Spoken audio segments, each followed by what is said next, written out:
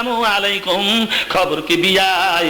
আপত্তি না থাকলে দুইখান কথা কইবার চাই। হায় রে, অবজেকশন না থাকলে দুইখান কথা কইবার চাই। আমি বলছি সামনে পাইলে সোফা যাইতে লাথি মারবার চাই। আসসালামু কাবলাল কালাম, হাদিস পড়া পাই। আসসালামু কাবলাল পাই।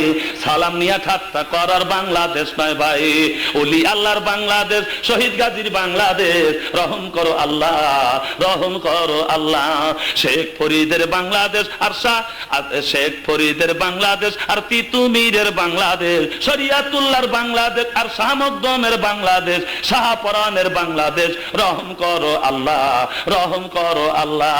আর এখন দেখতেছি হিসাব করে শেখ হাসিনার বাংলাদেশ আর খালেদা জিয়ার বাংলাদেশ। বিপদে পড়ছি আল্লাহ, বিপদে পড়ছি আল্লাহ।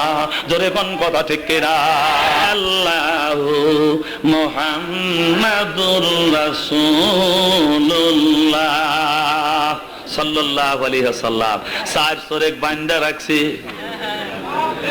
মনে আছে? তারপরে বলছি মস্তিষ্ক প্রসূত জ্ঞানের দ্বারা অথর্ববেদ, যজুর্বেদ, সামবেদ। তারপরে আমি বলছি ওই কৃষ্ণের কথা। তারপরে বলছি আপনার ওই সিন্দুরের কথা। মুসলমান মেয়েরা কেন কপাল রঙায়, আমি সেই ব্যাপারে আলোচনা করতে যাচ্ছি। শুনবেন না আলোচনাটা? আসলে দরকার। স্থানক্ষণ লক্ষ্য করে কথা বলতে হয়।